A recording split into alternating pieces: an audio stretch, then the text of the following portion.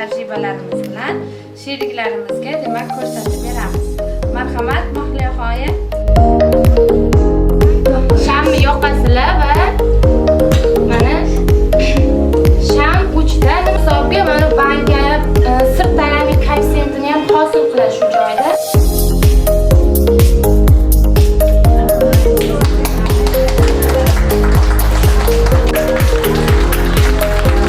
Bizga kerak bo'ladi stakandagi suv hamda hozir vaqtdan foydalanish uchun o'zasini 7 xil rangda olishimiz kerak. Bu flomaster hisoblanadi. Bu quruq salfetka. Hop, endi bu yerda salfetkani ikkala chekkasini biz o'sha rang tasvirlar bilan bo'yab olamiz.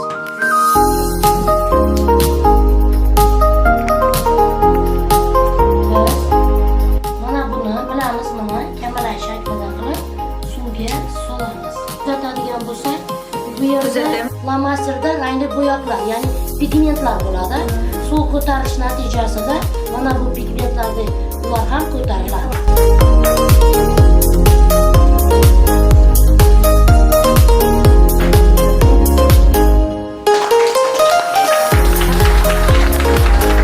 Muqobil energiyalardan foydalanish. Bu yerda asosan quyosh panellaridan foydalanish va mana bu deyman quyoshda yorug'lik qilsa mana lampochkalar yonganini ko'rishimiz mumkin.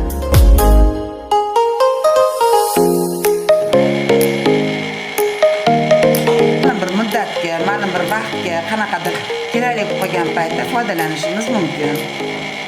Ulasak, mana yonyapti. Shu telefonlarda foydalansak bo'ladi, shunaqa svetillik yoritgichlardan foydalanishimiz mumkin. Assalomu alaykum. Men Norin tumani 43-sonli maktabining fizika fani o'qituvchisiman. Mahmudova Gulshoda. Hozirgi kunda malaka oshirish markaziga o'qishga keldim va bugun fizikaning asosiy ilmiy tajribalar mavzusida mashg'ulot o'tyapmiz va o'z tajribam bilan qatnashyapman. Bu tajribamda menga kerak bo'ladigan narsalar igna, quruq salfetka va suvdan iborat bo'ladi.